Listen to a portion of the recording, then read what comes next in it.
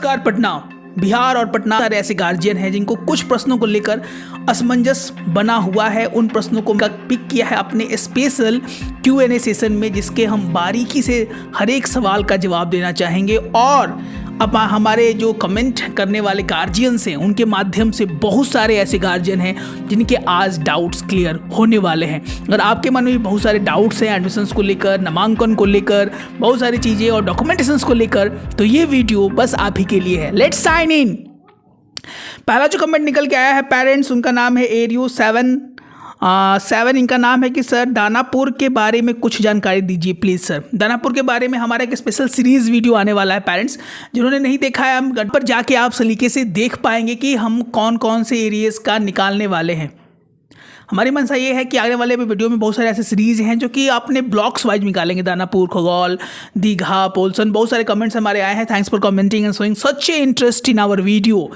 तो हम अपने नेक्स्ट वीडियोस में अपने एक सीरीज़ लेके आने वाले हैं पेरेंट्स, हमारे प्यारे बच्चों के लिए, जिसमें कौन कौन से एरिया में बेस्ट स्कूल्स है उनको हम टारगेट करेंगे और बताने का प्रयास रहेगा हमारा कि आपके लिए बेस्ट स्कूल्स आपके एरिया में कौन हो सकते हैं अगर आपके बच्चे का नामांकन पटना के सबसे अच्छे विद्यालय में नहीं हुआ, चाहे कोई भी कारण हो। तो घबराएं नहीं, आने वाले दिनों में इसमें हमारा रिसर्च चल रहा है पेरेंट्स, और आने वाले 1-2 दिनों में आपको वो वीडियोस कुछ ना कुछ मिलना स्टार्ट हो जाएगा। सेकंड कमेंट जो निकल के आया है उनका नाम है अमरदीप मोनू 8629। गुड मॉर्निंग अमरदीप जी। इनका सवाल है कि संत माइकल्स में 1 का स्टैंडर्ड का रिजल्ट कब तक आएगा सर।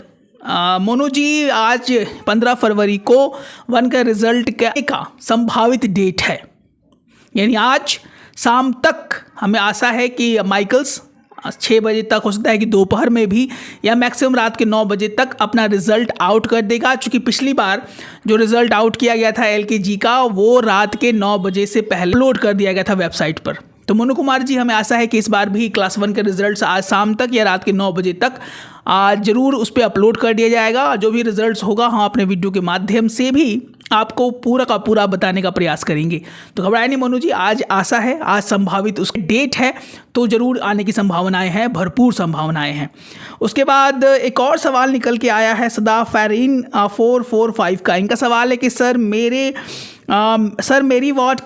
मेरी वार्ड में किस बेस पे स्टैंडर्ड्स में इनका सवाल है कि सर मेरी वार्ड में किस बेस पर स्टूडेंट्स में आंसर सही दी थी। इनका सवाल है कि सर मेरी वार्ड में किस बेस पर स्टूडेंट्स का सिलेक्शन होता है। दूसरा, मेरी इनकी डॉटर जो है उन्होंने सारे सवाल सही दिए थे, तब भी इनका सिलेक्शन नहीं हुआ। उसके बाद क्या देखकर बच्चों का सिलेक्शन होता है। 3 सवाल हैं इनके, तीनों का जवाब हम, जो हमारी रिसर्च है, जो हमारा अनुमान है, जो हमारी इतना वीडियोस हम लोगों ने बना दिया है, उसके बेसिस पे हम बताना चाहेंगे। सर मेरी वार्ड में किस बेसिस पे स्टूडेंट का सिलेक्शन होता है। पटना के कोई भी टॉप स्कूल में बेसिस की ध्यान दिया जाए तो जनरली 4 ऐसे पॉइंट्स होते हैं, ब्रॉड पॉइंट्स, इसमें स्कूल जनरली बच्चों को चेक करने का प्रयास करते हैं। पहला, क्यूरोसिटी ऑफ द स्टूडेंट्स, कितने बच्चे क्यूरियस हैं, कितने अटेंटिव हैं, कितने स्मार्ट हैं। ऐसा कोई पैरामीटर्स नहीं है, ये टीचर्स की आंखें ही चेक कर पाती हैं पेरेंट्स, और इसके लिए आप कुछ बोल भी नहीं पाएंगे कि सर मेरा बच्चा तो बहुत स्मार्ट है। होता अमूमन ये है कि पेरेंट्स अपने या 2, 3, 4, 10 बच्चों को जो कि क्लासरूम में इंटरेक्शन के समय बैठे रहते हैं उन्हीं को देख पाते हैं, उन्हीं का अवलोकन कर पाते हैं। लेकिन हजारों बच्चों को देख पाना बस टीचर के हाथ में है। यहाँ पे बहुत सारे प्रश्न पेरेंट्स के दिमाग में कौनते हैं, ये हुआ सर, वो हुआ सर, ये हुआ सर। इन तथ्यों के बारे में हम कुछ नहीं बोल पाएंगे, लेकिन जो जेन्युइन चीज़ है पेरेंट्स, उसके बेसिस पे हम ये चीज़ बता पाएंगे आपको कि पेरेंट्स टीचर्स का अवलोकन, ऑब्जर्वेशन बच्चों पर होता है। How attentively answer the questions, how smart he और she is while attending the interview, the body language, बहुत सारी चीज़ें हैं जो कि अमूमन वो लोग ध्यान देते हैं। दूसरा ब्रॉड एरिया जो कि चेक करते हैं टीचर जनरली, वो है उनका डॉक्यूमेंटेशन। होता यह है कि बहुत सारे पेरेंट्स बहुत ज़्यादा एज को ऊपर नीचे कोई कर देते हैं पेरेंट्स।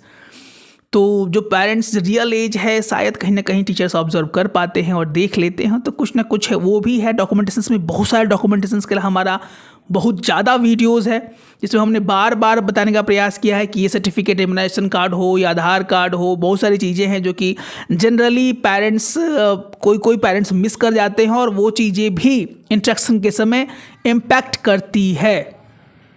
तीसरा सबसे बड़ा कारण है द पेरेंट्स कितने अटेंटिव हैं, पेरेंट्स कितने स्मार्टली वहाँ पर अपने आप को प्रेजेंट कर पाते हैं, क्या दोनों पेरेंट्स जाते हैं या नहीं जाते हैं। जो विद्यालय दोनों पेरेंट्स का डिमांड करते हैं, both parents are mandatory to be present in the interaction meet while interaction is going on. तो तीन या चार आप बोल सकते हैं, the way the parents interact with the teachers, that is also very very important. अब इसमें बहुत बहस का विषय है पेरेंट्स, और इस पर अगर बहस करने का प्रयास किया जाए या कोई बहस करना चाहे तो बहुत सारे कमेंट्स आ सकते हैं, इस पर बहुत सारी चीज़ें बोली जा सकती हैं, लेकिन जो जेन्युइन है उन विषयों पर हम बात करना चाहेंगे, उन तथ्यों को हम उजागर करना चाहेंगे, अपने गार्जियंस अपने पेरेंट्स के सामने समक्ष लाना चाहेंगे। ये कारण है, ये पैरामीटर्स को चेक करते हैं। इसके कारण उसके बाद जो सेकंड चीज़ है वो रैंडम एक्सेस बेसिस पर ही बच्चों का सिलेक्शन होता है। ऐसा ये कतई नहीं है कि अगर बच्चे का सिलेक्शन अगर कोई टॉप स्कूल में नहीं हुआ तो आपके बच्चे कैपेबल नहीं हैं। दे आर कैपेबल, ही और she can do anything to achieve in their life. You have to try in other schools also. कोई भी टॉप स्कूल जो भी अपनी वैकेंसीज आउट करते हैं, एडमिशन नोटिफिकेशन आउट करते हैं, साफ दे देते हैं कि बच्चों की संख्या बहुत ज़्यादा है। आप तथ्यों को और डेटा को सुनकर चौंक जाएंगे। पेरेंट्स की 300-200 सीट्स पे 5000 इवन 10,000 बच्चे एप्लीकेशन देते हैं, पेरेंट्स एप्लीकेशन करते हैं, और 10,000 बच्चों में 200-300 बच्चों में बहुत लोग का सिलेक्शन नहीं हो पाता है। पटना में बच्चों की संख्या दिन दुगनी चौगनी बढ़ोतरी हो रही है due to the migration, due to the corona pandemic. बहुत सारे पेरेंट्स हैं जो माइग्रेट किए हैं अलग स्टेट से पटना में, बिहार में, और जनरली बहुत सारे ऐसे पेरेंट्स हैं जो बाहर से यहाँ पे आते रहते हैं, ट्रांसफ़र पोस्टिंग उनका होते रहता है। तो बहुत सारी चीज़ें हैं, बहुत सारे डेटा, बहुत सारे फैक्ट्स उन पर वर्क करता है, और जिसके कारण बहुत सारे बच्चों का नामांकन नहीं हो पाता है पटना और बिहार का टॉप विद्यालयों में।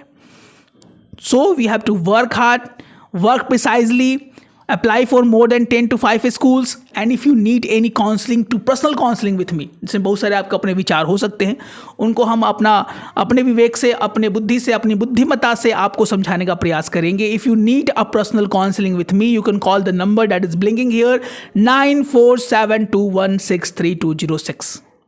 इसके बारे में बहुत सारी चर्चाएं हैं, बहुत सारी चीज़ें पर, तथ्यों पर हम आपका दृष्टि अग्रसर करेंगे, आपके नज़र को उस तरफ लेके आने का प्रयास करेंगे और आपको समझाने का प्रयास करेंगे कि कैसे आपके बच्चे का नामांकन अच्छे विद्यालय में हो सकता है।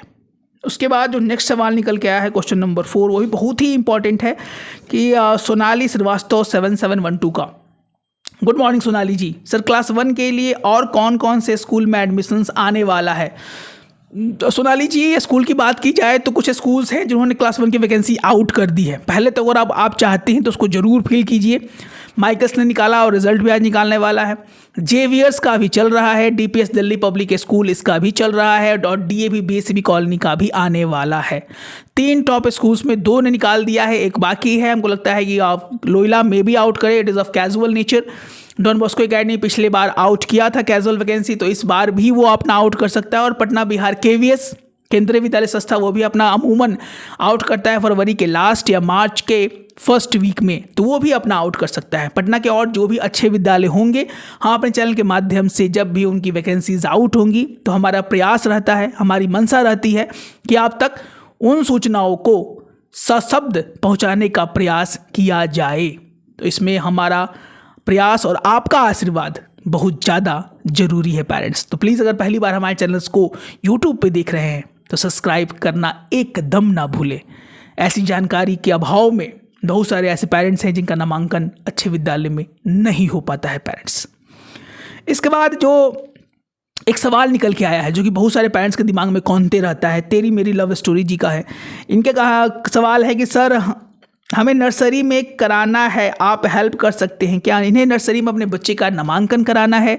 हेल्प हमारा रहता है, इंट्रैक्शन मीट की तैयारी हम लोग कराते हैं। जनरली जो भी डाउट्स होते हैं पेरेंट्स के, वो सारे डाउट्स बैच में क्लियर किए जाते हैं।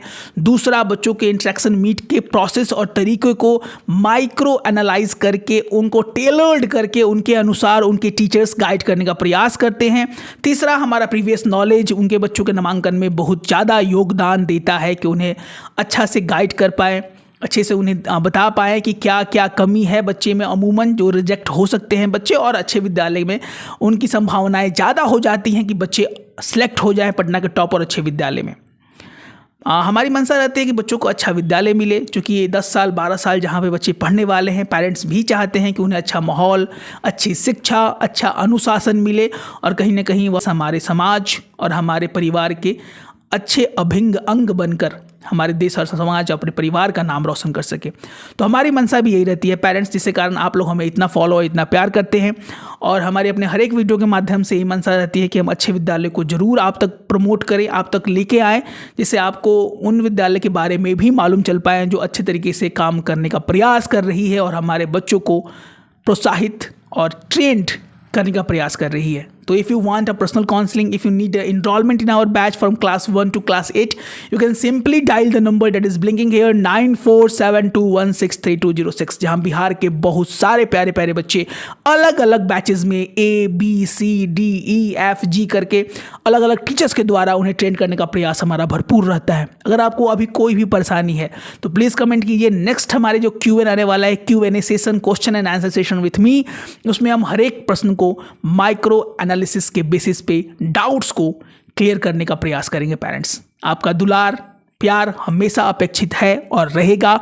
अगर भूल से भी भूल हो, हमें हमारे बोलने के शैली में, हमारे वक्तव्य में अगर भूल से भी भूल हो, तो हम क्षमा प्रार्थी हैं और रहेंगे। एंड लास्ट में पेरेंट्स से हमारा ये अनुरोध है, प्लीज़ शेयर दिस कंटेंट, क्योंकि बिहार के बहुत सारे ऐसे गार्जियन हैं जिनको इन सूचनाओं का बहुत बड़ा अभाव है। पेरेंट्स, जय हिंद, जय भारत।